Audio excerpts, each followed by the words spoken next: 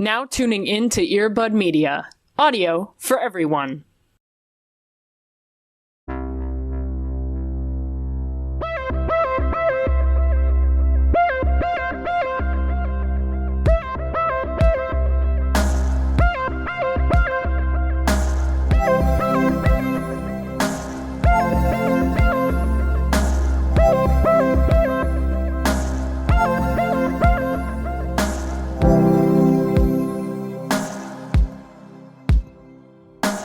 Fucking go. You know what I mean? Hell yeah. Hell fucking yeah. The cure to male loneliness is yelling, let's fucking go, you know? As the great Elamine once said. I think that it's the only appropriate way to start off an episode that's coming out on President's Day. You're so right for that. You're so right. The one thing that you can bring comfort to, though, is as patron Saint Pitbull said, he has been there, done that. So I think that anyone who either doesn't have this Monday off or should have this day off and is not getting paid for it, I think the only appropriate thing to do is just to seek solace with Pitbull. That's so true. That's the bestie right there, you know? Seeing as, and I think that it's the most effective way to share communication because we cannot be in contact with the Mary Stingray who self-impregnated, maybe. Right. So just air all grievances to Pitbull. Yeah, I think that's fair. 100%. Welcome to Into the Twilight. Welcome to Into the Pitbull. Welcome to Into the Pitbull. A 6-year-long deep dive into the life, the lore, the love that is Pitbull. Right. We've always done that. There are many shows within this show. That is one of them, even if we haven't said it out loud before. Sure. Yeah, it's just like a looming surface, you know? Like a thread, yeah. Yeah, right, yeah. If you connect all the dots together, you'll see it. It's a rich tapestry of Pitbull lore. It's true. And I'm not even the strongest scholar that is, but I think that it is an important component of American culture that I do actually respect. Sure. Which is you have to know and respect that love. Hey. Hey, bud. How are you? I see that you're hovering in our notes really threateningly. I am threatening. Listen, I have a bit of a reveal, if you will. I'm very excited. But before I do that, I gotta start with what my happy thing is, which is, believe it or not, a browser game. Okay. Fun, interesting, unique, different. Called Infinite Craft. It's developed by this guy. He's known as Neil.Fun. Is it Neil Diamond? No, it's not. I would love that, Are you sure? That'd be so... I guess I've never seen them in the same room, so I can't rule it out, you know? But he's made, things that, have popped up on Twitch, spend all of Bill Gates' money, or, certain, kind of weird, just, browser-y games that are just, silly and fun, right? But this one, popped the fuck off. It's been all over Twitch. Ooh. People are super into it, and it's just, a word game, basically. You start off with, 4 elements or whatever, and you can, match them together to make new things, and then you just make infinite things. And now people are trying to find very specific things, or get certain people are finding animated characters, or 9/11, or very niche funny things, and speed running it to how fast you can get from water to a human, or an anime or whatever, you know? So it's fun. 20 games on here. It's a lot of things, yeah, and it's really cool, and there's a lot of different ways people are doing it, so it's very fun. And so my reveal here is that this, by accident, I have stumbled upon the Twilight universe within this game. And so I was this is kind of a fun way to play this, instead of just trying to find random things and combining random things and seeing what you get. What if I had a mission to sort of make a web that connects them all, if you will, of the Twilight universe? And here's what I have for you so far. It is not complete, it's not exhaustive, there's a lot of things I'm missing. However, I've never been more excited. I think it's pretty good so far. So this is my this is my map. This is my constellation of horrors. Welcome to my dark, twisted mind. Oh my gosh. You got any favorites that stand out to you on this list? I've never been more excited about anything in my whole life. Okay, so because the fact that, again, we're talking about an image on an audio medium. And this will be tweeted. I will tweet this out. You can look at it. It will be there. Yeah. So go look on our Twitter, first of all. But this is essentially just a white page with a bunch of different words, and before the word there's an emoji. Right. This is just my one brain cell. Okay, what stands out to me is I know that it says Shining, but I assumed that it was The Shining. So having The Shining next to apple and lamb is very beautiful and powerful. It is beautiful. I was trying to get sparkle. I have not been successful in that. Nor have I been successful with meadow or strawberry or Mormonism has been very hard to find for me. I got Bible. I have not found Mormonism or like Utah or, anything that would relate me to Sure. Mormonism. It's been very hard. Also, My Chemical Romance, very hard to find. So I have Rock Band. I believe in you. It made sense to me, so I got it. You see the Stephanie vision. Meyer obviously is in the middle of this mind map. Yeah. The way that, because I get that you put Soldier on here, right? Because of Jasper, right? His battle scars. But the fact that they put, it's the London... Yeah, it's like the London soldiers that stand the guards. Outside the palace. Yeah. Mm-hmm. So you've got the little, the little hat on there. This is actually the best thing that you've ever shared with me. And the fact that Nessie is an octopus is biblically accurate. It's so funny. I was so happy when I got Loch Ness Monster because I was like, fuck yeah. And then I was like, wait, I can get young Loch Ness Monster. I'm just going to take this screenshot and I'm just going to put it, if I ever go back onto dating apps, which is probably not a thing, but I might this will be my one and only photo on there. Yeah, thank you so much. And hopefully it will expand more. I think I've seen people do get Edward Cullen and Bella Swan as names. I've not been able to do that for some reason. I put Edward Human, Edward Vampire, Edward Dracula, and it's Vampire. And I'm like, how, where, what do I need to do here? I'm confused. My personal favorite here, I think, besides 9/11, is Salad Bowl. I was very proud of Salad Bowl. It's so good. Yeah. And I kept thinking, I was like, damn, there's really a lot of this lodged in my brain that I can't, it's just sort of dormant there sometimes. And now I'm like, I will use this for fun and evil, I guess. Now I just need to know if Neil is a twihard, because there's some emoji relation here that brings me some questions. The Bella emoji is a puppy, it's a very flappy dog. Yeah. But Jacob's emoji is a lamb. The same emoji for the word lamb. Right. So what did we swap here? Right. Did your code get fucked up? Also, I can't find lion. So if anyone knows how to get lion. Did you put Aslan in there? Maybe I should go for the more Narnia, because getting individual animals is difficult. Sure. But and you have to kind of relate it. It's a fun mental puzzle, because you're what two things could conceivably be something else that you're looking for, kind of doing reverse engineering a little bit, which is fun. Sometimes I wish you'd bring your happy thing as cleaning the house, because now that I know that this exists, it's the only thing I'm going to be playing, and I love that, but I also hate you for that. It's I love washing the dishes this week. That's my happy thing. Doing the laundry and folding it. My happy thing is taking the 2-month-old donation pile and actually taking it somewhere rather than just letting it sit and stack. Huge.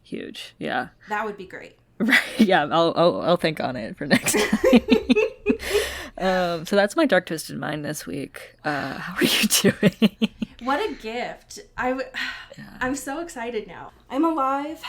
I am persisting. I was debating on 2 things to bring this week. I think my honorable mention is seeing how many line dancing videos are on my TikTok feed right now because of Beyonce. Sure. It really brings me back to my truth of being 7 years old and learning how to line dance at a party my dad brought me to. So I really respect that and thank you all. But my happy thing this week is unfortunately a show that's on Paramount Plus. It happens to the best of us, So this is a masochistic happy thing, I would say. But it is, I'm going back to my roots. I'm rewatching Survivor. But in a healthy way where I'm only watching the seasons that are good. Naturally I started with season 6, But the happy thing I'm bringing is specifically the All-Star season 8. Okay. Which is where I'm at right now. Sure. I distinctly, 6 through 8 is when I very clearly remember watching Survivor for the first time as a kid, because it was the block of oh, my mom's out, she's working, I'm home alone. I have to go to bed by the time that Survivor ends, because if I stay up too late at CSI Las Vegas, and I'll have shitty dreams for all of this. Have you seen season 8?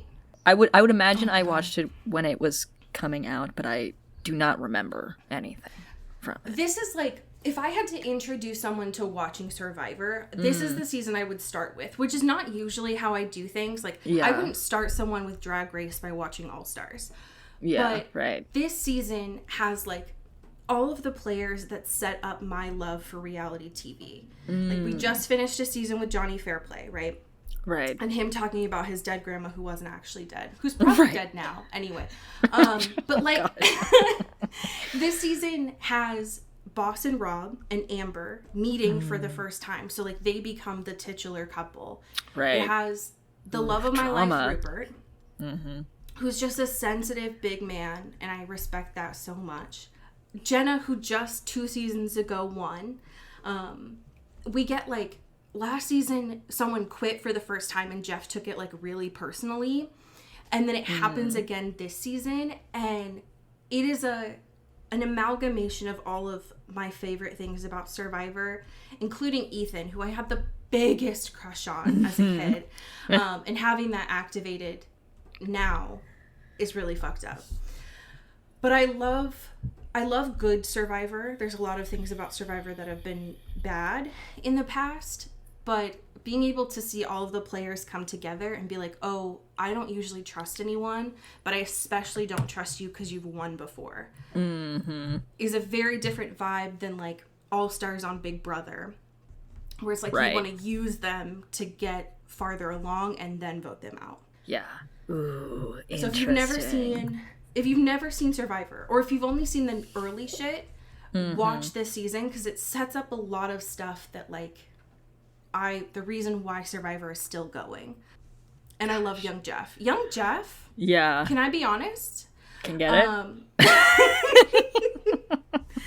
it was when they were still moving to different places, right? They hadn't made their hub yet. Yeah. And so knowing the backstory of all of this crew had to make these competition sets, but they don't get to use them again is really wild.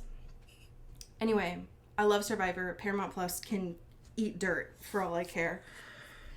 Because why do I leave it on and then after 4 hours it just quits? Maybe it's just the app on Samsung. That's really bad, but Paramount Plus has caused me emotional damages, so they can kick rocks from yeah.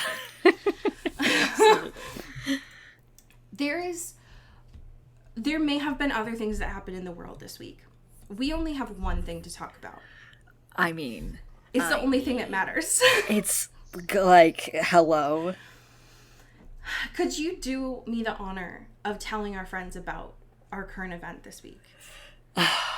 Welcome back to probably an extended Case 2 Corner. Ugh. Because you all know. We've seen it. Everyone's seen it. If you haven't read it, catch up. We're here. Please We're do. ready to party. It's great. Because she has been profiled by the Rolling Stone. She's the cover for Rolling Stone. Thank you to Alex Morris. Also Thank you, incredible Alex. photos from Collier Shore. Yeah, Alex and team did Alex great. and team. The whole Rolling Stone team. Fucking Alex crushed et it. al. Yes. And it is masterful. It's great. And it feels like a very unique profile, obviously, celebrity profile in general. Yes, but yeah. it is also, and we've seen more sort of longer form interviews and stuff with Kristen lately, obviously with movies and everything and stuff. But everyone knew the Sundance news was coming out, and they were like, "We need a profile of right Case 2 right now." But this is I feel like we're in her space, we're in her brain, and it's it feels very but in a good way. right. Yes, Not scary way. Right. Yes. There's so many If I was things a in teenager, here. Cody, Yeah. I'm going to be real with you. If I was a teenager, these photos would be all up on my wall. Oh, immediately. 100%. I hope they're on some people's walls right now. You know? I hope so. I hope that culture is still alive in some way. The way that, like, there was like an adhesive gum that I used to use on my J14 posters that I'd stick up on my walls.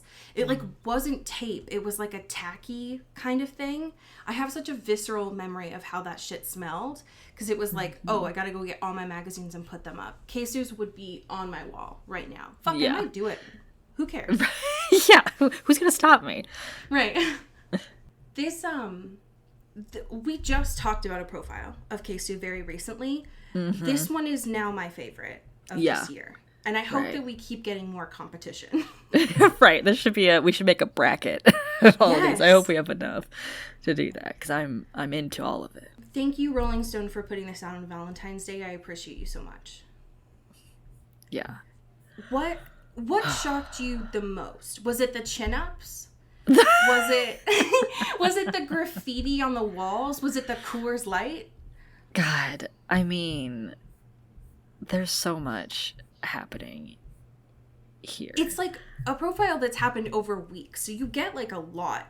Yeah, there's like, it keeps coming back to like these certain themes, and also just like her just chilling, like swigging the beer, like, and leaning into the sofa and just being like, okay, let me talk about performing femininity. It's like, what is that? Where are we going?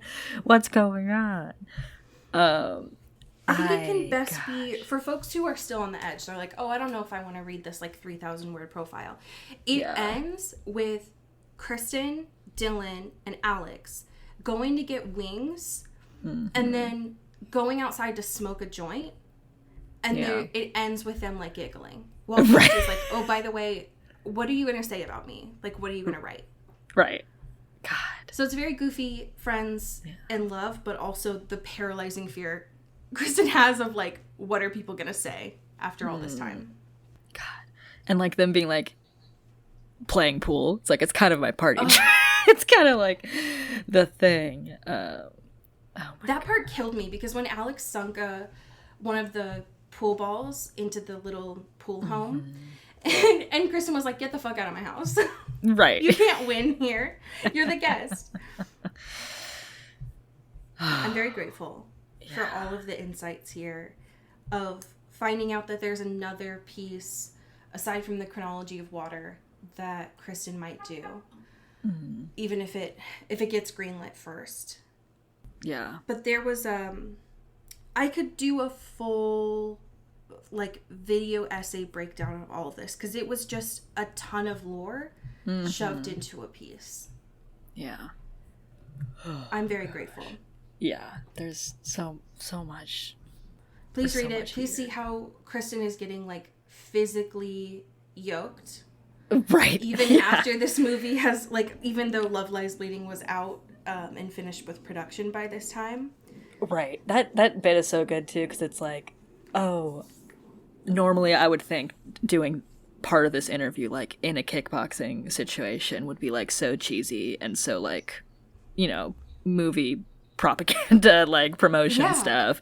And so now subversively it is actually the coolest fucking thing ever because I'm doing it. It's like, okay, all right. There are a lot of things that I want to thank Alex for, to send one of those little like the edible fruit arrangements or whatever. Yeah. But one of the things that I think is worth pointing out is of all of Collier's photos, the one that has stuck with me, and that's hard to say because they all are like imprinted into my mind now, is the one that starts off the article because it is shot for shot the same as the first Twilight movie when Bella is like, oops, all blood. You know what I mean? Right. It's the same like cross-eyed mouth stare that she does, and that is art. She still got it. She still got that face like down pat. That's impressive. Also something interesting I was thinking of, because like obviously okay, first of all, also the fact that she like name drops Jeanette Winterson. I love her. She's okay. My God. Ma'am. Anyway, I love just like looking back at this and I keep getting distracted by new things and I'm like, oh yes, that too. But the thing that was very viral about this, right, was the whole, oh, if I could, have a little mustache and have a happy trail, like, I would do it, right? Which, first of all, Kristen, I have great news for you. I have great news for you, Kristen Stewart. Also, are you aware of modern medicine, Kristen? Right. Yeah, there's a lot of options here for you, actually, if that is something you so desire. But it was funny How people that in your life not told you about tea, Kristen? right, Who are you hanging out with? Yeah, I feel like your friend group is the most conducive to this conversation. That's not with a Rolling Stone reporter. But I think it's funny because that quote, when it was tweeted by other places, like the Pop Graves and all of that, it was often paired with, like, the sort of headline quote, which is like, I want to do the gayest thing you've ever seen in your life. Yes. Which is, like, in line with the quotation, like, it is, like, a complete thought or whatever, but it feels very, like, more of that conversation is happening in the context of, oh, I was never treated as a sex symbol. Yes. When I was in Twilight, and, like, all these dudes got to be, like, flexing their muscles and being, like, hot guy stuff. All and now having this, like, very... to be on Rolling Stone. Yeah, she just wanted to have this, like, machismo, like, like, biceps, strong, commanding kind of, like, power cover story thing, which, like, makes sense in the context of her relationship with, like, stardom and celebrity, I have seen that quote got pulled a lot in the spaces that I follow, and I think that the response has been interesting because, first of all, Kristen, I welcome, like, hello, right, love that for you, but I saw a lot of people being like, oh, like, you have to do this, like, I need to see Kristen transition, like, and they were saying names of, like, oh, it'll be Chris, like, oh, it'll be Kai, and I was like, okay, not the Kai, like, not the Kai. And I think that, like, first of all, if that's the journey, I am here, I'm sat, I've never been more excited. But also, so much of this profile was that of, like, Casey was like, well, no one ever treated me like I was hot or pretty when I was 11 years old and I was trying everything. So now I'm just going to be butch. Fuck you. And I'm going to be my own sex symbol. And I think that's also dope as shit. Right. And it's like, also, lesbians go on tea all the time. Have you met lesbians, right? Like that. I mean, like, I think they're that's not what Love Lies Bleeding is about. That's right, like, exactly. It's getting roided up and HRT. Yeah. Right. And you know what? Happy for it. Chase your bliss. Do your thing. 100%. But yeah, there's so many. Excited. Yeah. There's so much God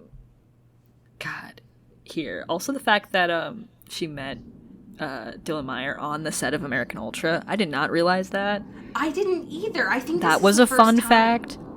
They've shared that. Right. And they just, like, didn't speak for, like, 6 years, or, like, they just, like, ran into each other again. Even better than that, though. Yeah. Dylan emailed Kristen multiple times over those 6 years. And when Dylan finally said that to Kristen, she looked in her email and was like, oh, shit. That's like, oops. my bad. Oopsie. I saw that and was planning to reply, but I haven't yet. So let me just love you now. Yikes. I love it. I love their love. I love that they are creative partners and partners, which Kristen talks about a lot in here of, like, that's a hard balance to find with people.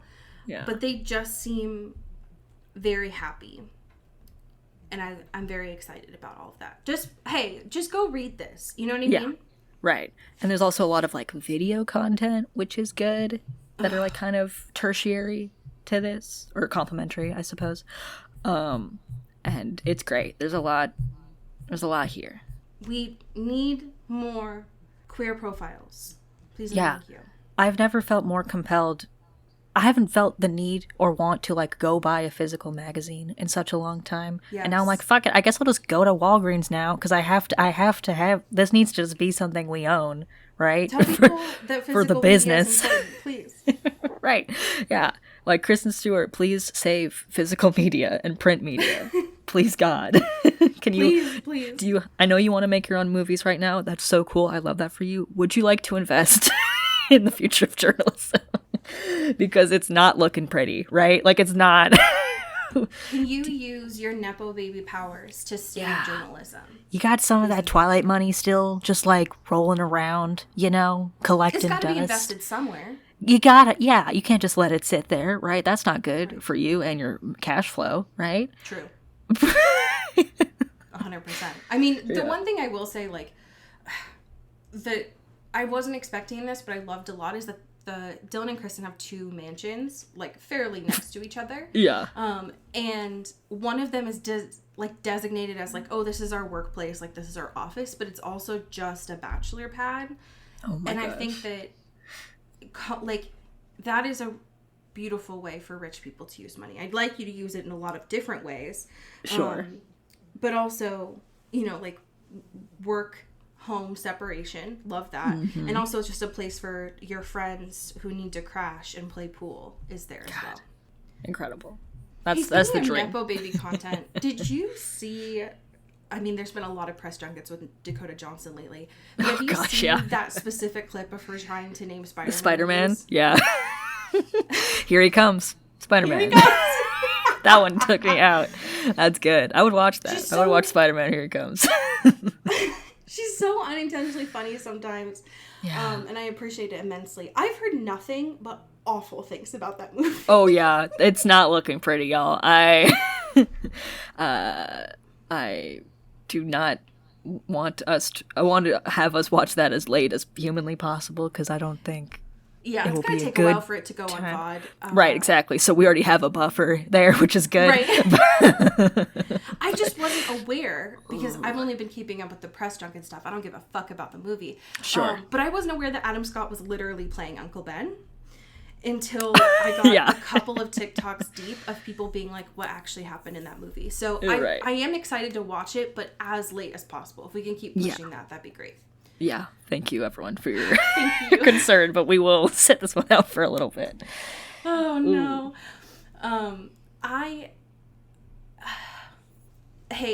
Episode 20 was rough. What the fuck, man? What happened here? So last week, right, Miss Mystic Falls. A lot of sexual tension between Damon and Elena. Stefan... Paul Wesley doing his absolute most as Stefan having a crisis. And I was under the impression, I got really hopeful, that Bonnie was back. Right.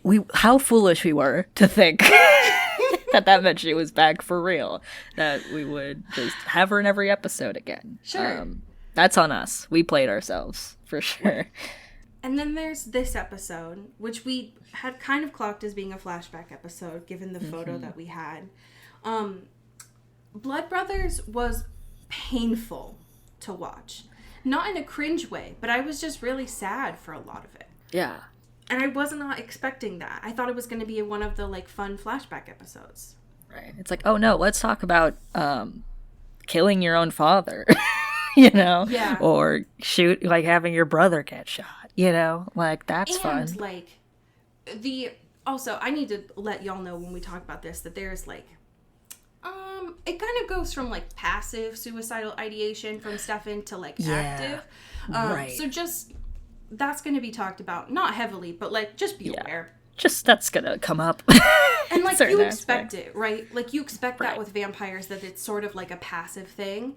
It does move to an active state in this. Yeah. Where he just does not want to be around anymore. Yeah. Which is unfortunate. Yeah.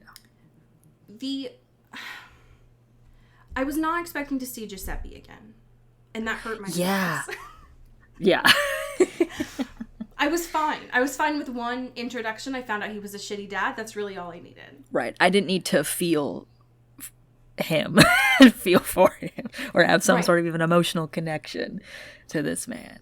It's like, oh, he's bad dad and also vampire hunter. Great. Okay, cool. All we need to know. Nothing else here behind this door. Just shut that right up. About this dead dad here. Don't worry about it. Shakespearean plot that we have of his dad. Yeah, totally. This was a painful episode. I will say that the writers did a good job with how this flashback was introduced. I was grateful for the way that it was, because last time that we had one, it felt like two very distinct episodes, and this time the flashback felt a lot more integrated to the present, which I appreciated. Yeah. So thank you for that. Appreciate it. Yeah, it was a lot more seamless feeling, for sure. Yes. We finally figured out the other reason from Damon of why he hates Stefan. So I'm glad that we got that resolved in season 1, even though I wanted to tear my heart out, actually. Yeah. And the fact that, like, the way that it's dropped is, because, like, he's kind of relaying all this to Elena, right? And it's like, here's the business, right?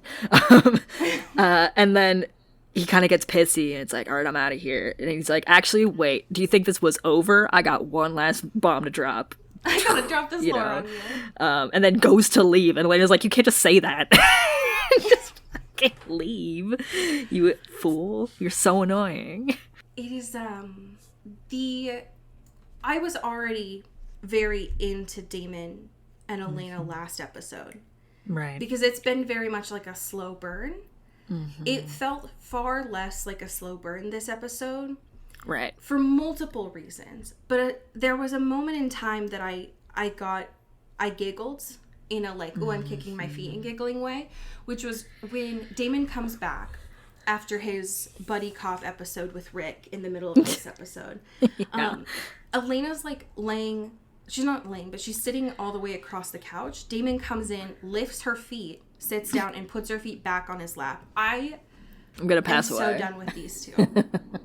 How dare they? It is it's incredibly painful. Yeah, but we're getting a lot of jealousy, David jealousy era in both timelines, which is fun.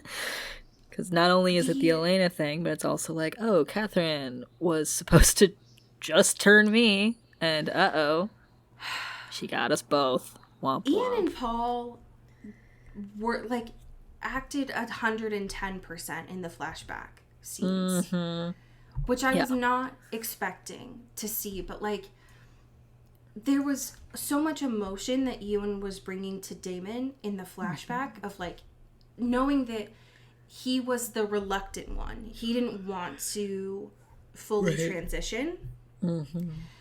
And Stefan was like, oh yeah, fuck it, I'm gonna go kill our dad because he sucks shit. But then also going to use that as like, now I'm a vampire for real. Right. I should have expected it because again, it's very supernatural coded. But I didn't naively. And so it was very painful to watch of Damon being like, Catherine's gone. I saw it. I went to the church. I don't want to be here anymore. Right. Also, the sun is painful. Ow. Also, it hurts my eyes. And then also part of that, very parallel to Stefan currently in the way that he is like dependent on human blood. And he's like, I kind of need this. Or like at least in that last episode more so. But of his in the past being like, bro, you gotta try this shit. This feels so fucking tight. I could hit anything. I could listen to stuff really far away. That's really cool for me. What if we actually like, as a bit, like did this together, like as bros? Like, what if we just like committed to the bit really hard? Because like we're already here, you know, and we just like do this together, baby. Like it's Damon, actually bro, pretty. You can't cool. make me trip alone. You gotta be here with Right? me. Yeah, I need my buddy. We gotta do this together. We're in this. We're in it. It was so painful to see. Yeah. Because Damon had just been like crying. He was like, Catherine's dead. Yeah. And we found out, right, that like from Emily, who's there. Hi, Emily. Right. Yeah. That Catherine had been compelling Stefan for weeks to drink her blood. And when we talked about this last time, I thought that it was a lie, that Damon didn't need any compulsion. But this episode really solidified for me that he was fully on board with it just being Catherine and Damon. Right. So, of course, he wouldn't need the compulsion. Yeah. That sucks so bad. I'm in pain. This is so sick and twisted. it really did start out with them sharing a girlfriend 200 years ago. Right. And now they're Don't it always seem to go? Yeah. Now they're doing the same damn thing. Yeah. Like, y'all didn't learn the lesson the first time. It's the same girl. She looks the same, guys. Right. Get it together. Like, not only is all the parallels there, she's the same woman. Like, she looks exactly the same, you guys. So, how about we use our critical thinking skills a little bit here and just take the L. One of you gets one in the past. One of you gets one now. If there was another one 100 years from now, so you alternate, okay? We can't do this. We can't keep doing this. It is, it's really painful to see. I mean, first of all, I don't like the basement, because the basement in their house is, like, chronically sepia toned. Yeah. But there were some times where Stefan was like, I know Damon just threw this bottle of blood in here, but I don't want it because I'm going to suffer now. Like, even though all the human blood's out and I could get out of this little prison, I don't want to because I'm punishing myself. Right. Yeah. I'm actually not hungry at all, actually. So I've never been hungry in my life. I've never been hungry in my life. So I'm actually going on hunger strike against me, myself. So that reminds me too, that phone call between Damon and Elena when he's like, actually, Stefan loves golden retrievers. Like, puppies. That's the blood that you should go get him right now. Yeah. You know, it'll taste really good. His favorite really, snack. Like, get him over the hump of this. Yeah. Yeah. Gotta get your comfort foods, you know what I mean? Like, to ease back in. Right. Yeah, that's his equivalent of, like, Taco Bell. Right. So, exactly. Yeah. That moment, too, was really good because I wrote down that Elena said, like, drop dead. And there was just a lot of tension between the two of them that I appreciated. Yeah. I am tired of seeing John. This dude.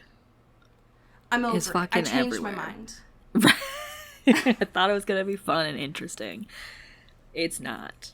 It's not. It pisses me off. He's a little bitch. He is. He's a little bitch, and he belongs in Teen Wolf instead of this. With his little, like trunk of stuff that he uses to kill vampires. It really pissed me off. I don't like that he's in this episode talking to Elena and being like, I wish you would just call a spade and be honest with me about these vampires. Right. And then he tries to schmooze Pearl and lie to her. It's so fucked up. It's so fucked. This poor woman is just like, I need to get out of here because, like, y'all are on my shit too much, and, like, I'm trying to have, like, a vampire empire or some reason, and maybe that's not gonna work here, and that's totally Gucci. I'll just do my own thing somewhere else.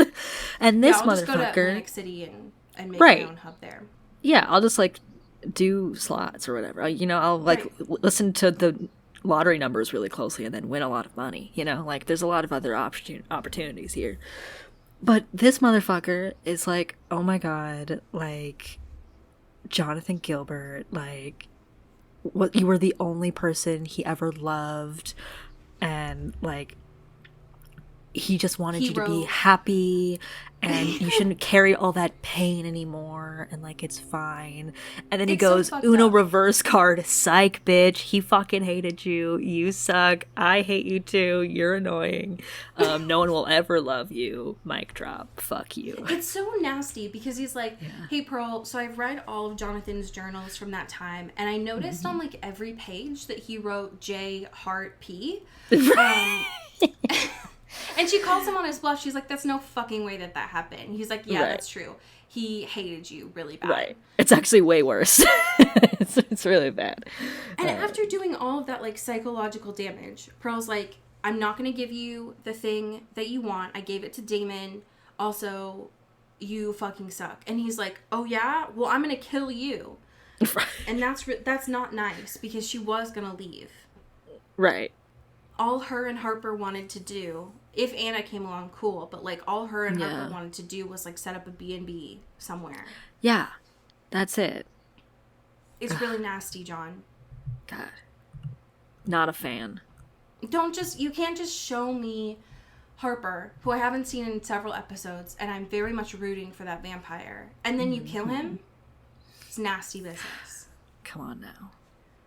I don't like This it. dude needs to be stopped. He's a menace. He's wreaking way more havoc than Stefan and Damon, and they wreak so much havoc all the time. They do. Like, that's saying something. And also him having that house for Henry. Like, what is this dude's damage? Why is he so nosy? Right. Go away. On the opposite spectrum of that, we also didn't see Jenna this episode. Yeah, she's gone.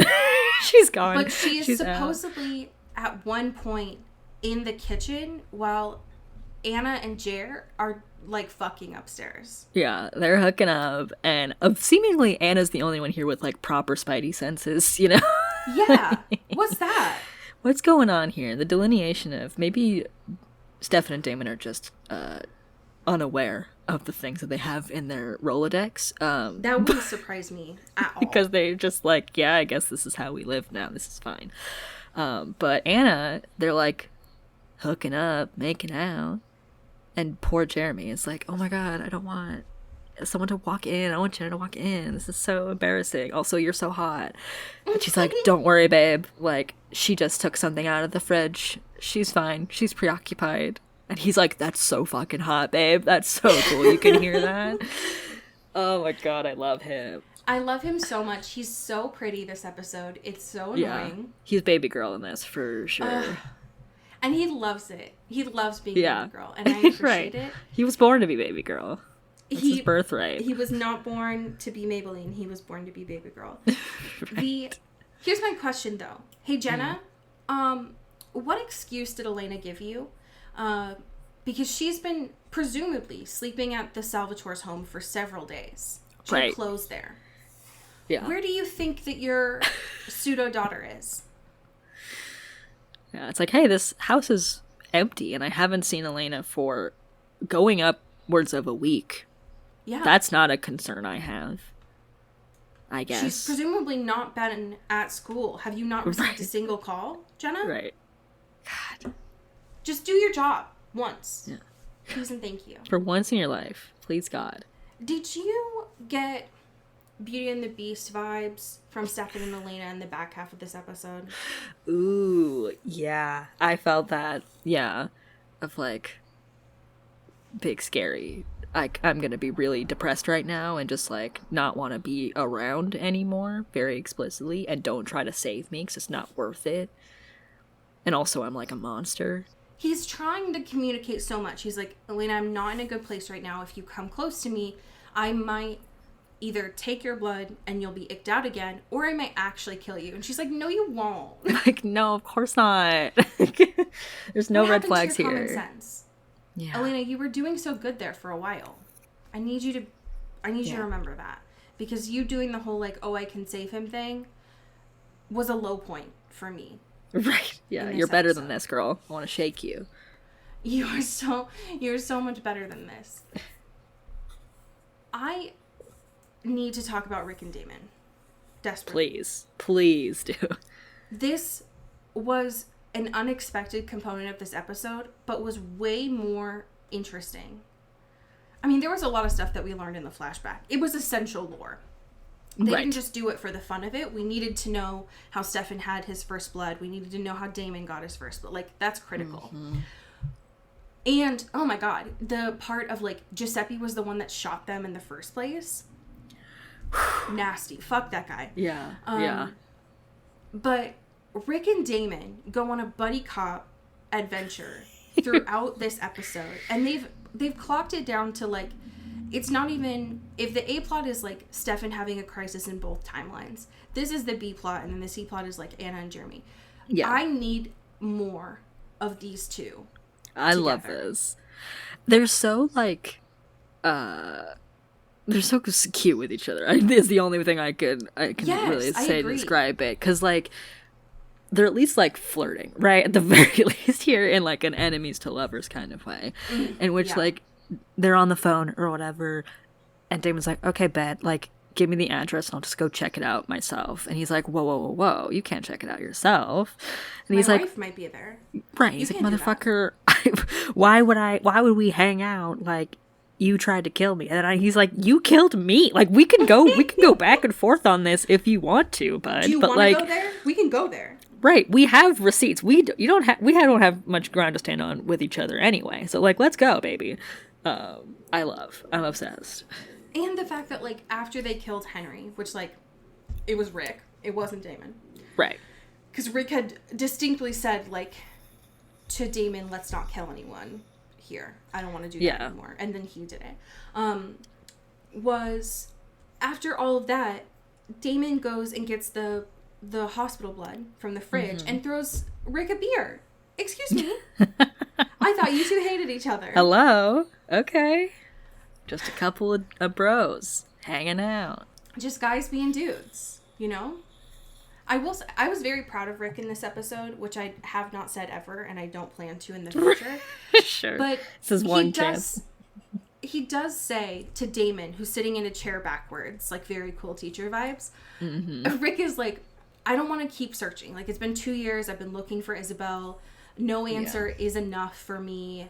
It was like a weirdly healthy moment to come out of a show with a lot of unhealthy dynamics. Yeah, totally. And then for me, before, because it's like that prelude, and then we find out about, like, Anna wants to go say goodbye to Jer, and then we find out the second half of the flashback story. I got a commercial for that fucking CBS show Tracker. Oh, God. From This Is Us. And I had already gotten a lot of promos for that when I was watching the Super Bowl. And I was like, maybe I'll watch it because I really like Manny the Nanny. But they used Mumford & Sons, who I call the Banjo Boys, in that commercial. And I felt like that was really pandering to my demographic, and I don't like it. Yeah, that's pretty fucked up. So y'all need to leave that behind. Please and thank you. Yeah. I am hopeful after this episode that Stefan will no longer be hallucinating. It seems like he has chosen life by the end of this, which is nice. Yeah. I found it very interesting that when Stefan came back, Damon was still pissed, and he's like, you don't get to feel my guilt. Yeah. Gross. Don't be sorry about that. Yeah, get your own, bud, okay? And I think that, I mean, listen, 150 years is a long time for a grudge, but I wouldn't put it past me that I would be in the same way Damon was. Of, like, he got pick-me'd by Catherine. Yeah. He thought it was just supposed to be him, and then everything went sideways. Right. I think that that's a lot to deal with. Yeah. Especially if you never talk about it once, ever. Literally. And how that makes you feel. And then just for hold it 100 inside. years. Yeah. How did you feel about Anna potentially choosing to stay in Mystic Falls with Jeremy and then having to find her mom? Yeah. Anna is like, I'm very surprised of how, in addition to, like, her characters as a vampire, which has been very compelling, but, like, how the Jeremy stuff has actually evolved into something that feels, like, meaningful to her. Yeah, that is not just agree. like, oh, this is some dude who I'm using, which, like, was how it started. True. But now it seems like they actually enjoy each other's company, and she's like, you're actually pretty sick, and you were going through stuff, and you were feeling sad about other things, but, like, and to be fair, that's fine. They were using each other. Right, absolutely, for sure. And now they're using each other, but they like each other, so it's a little different. Yeah, it's positive. It's a mutually assured relationship there, or benefit at least. I've been shocked that I like it, though. That, like, every time it comes on screen, I'm interested in what's happening. I'm like, cute. Because, like, even when she shows up to high school, he's like, why would you be here? Like, this place sucks. If you could do anything else right now, Me like, and every vampire you should do that. Story that we've had. Why would you actively choose high school? Right. You can do anything. Literally anything. Anything Why in the world. are you choosing to be here with me? You want to do calculus forever? Again? Like, you know, like, what do anything. Right. Do anything else. You want to have PE? Really? Right, sure? Yeah. You want to You do American high school sexual health, like, and education? You want to do that? That's what you want to do? You want to do that? Hell. No, thank you. No, thank you. I'm good. Yeah. But I guess that's what they think love is. Right. It's like, You know? I do this for you because now we get to, like, you know, bump shoulders in the hallways and be cute.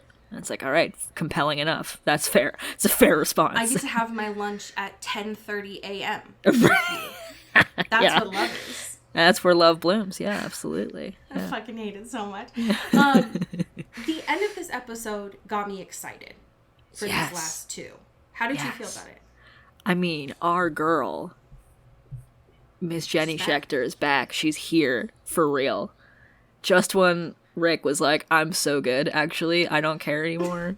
She could walk up right now and I would feel nothing. I've finally given it up and I'm throwing it away. I don't feel those emotions anymore. And she's like, what if, as soon as you say that, I'm right here, baby. What's up? That's how it always goes. That shit pisses me off so much. Heard you talking shit? You said you think you're over me? Nice try. And next episode, 21, and I need to confirm, but I'm pretty sure this is a 22 episode season. We don't have like a secret 23rd. Episode 21 is titled Isabel. Like she's here in Mystic Falls now. Yeah. Which makes me very excited because there are a lot of things that can happen here. One, Rick is like, hello. But then we know she's buddies with John. And I mean, based on one of the photos that I saw, she's looking at Elena. So there might be a confrontation there. I'm nervous. Yeah. But I'm excited. Yeah. It's been they've been teasing her for a while. Right. I'm excited to see her in her prime like this. Yeah. Oh. Now I'm just nervous though because like the end of this season has to be that like Isabel and John are the quote big bads. Here. Sure.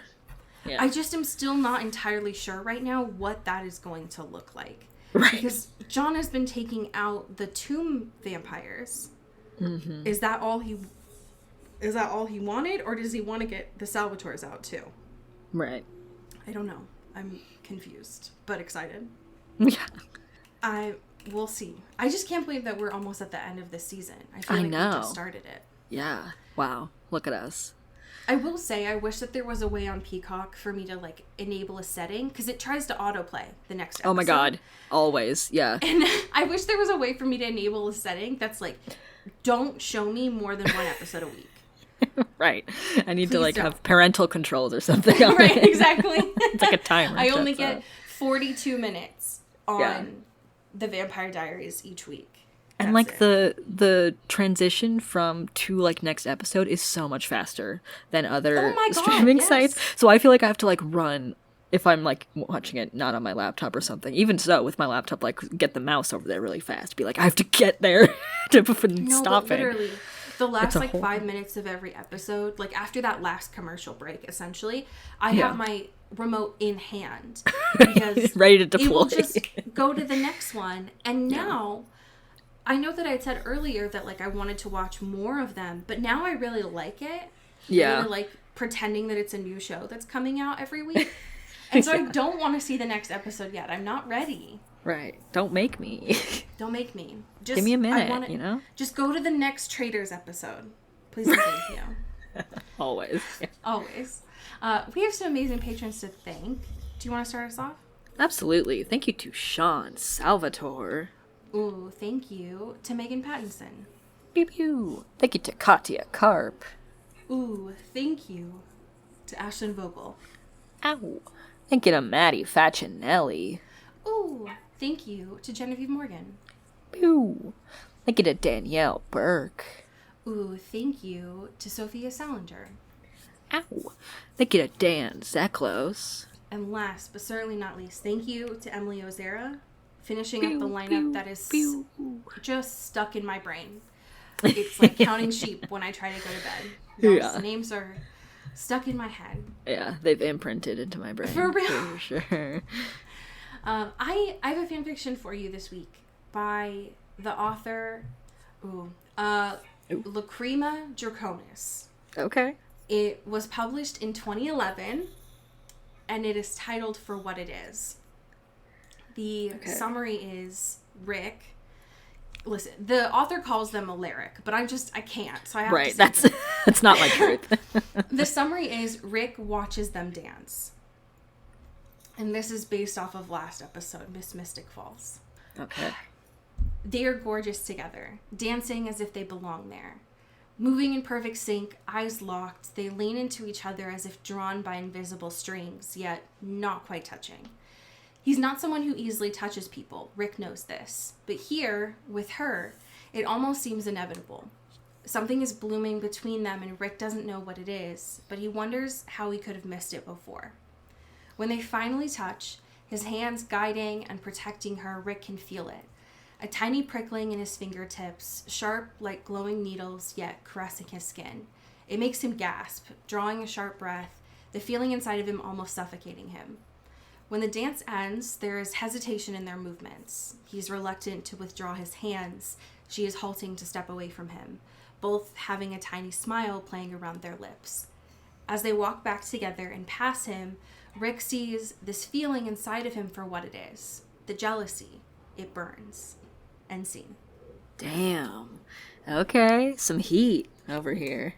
It is, it seems like a hefty tag of Rick and Damon here. Okay. It's a very tapped vein. I'm not sure. I would assume that it started this episode, but I'm probably wrong. Right.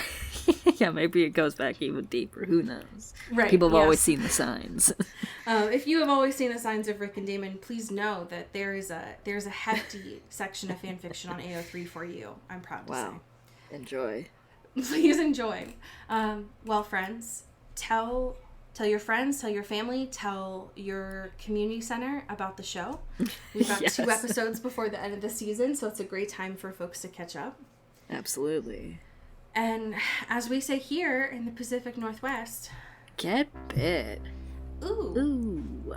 Into the Twilight is an Earbud Media production. You can follow us on Twitter at Into the Twilight or on TikTok at Into the Twilight Show. You can find me at Cody Corral on Twitter and Allie at Alexandria Does. And you can support us on Patreon at patreon.com/Into the Twilight. We have merch, so much stuff. All those links are in the episode description. And make sure to rate and review us on your favorite podcast hosting platform. It really helps the show. Thanks. Bye. You've been listening to Earbud Media Production. Earbud Media, audio for everyone.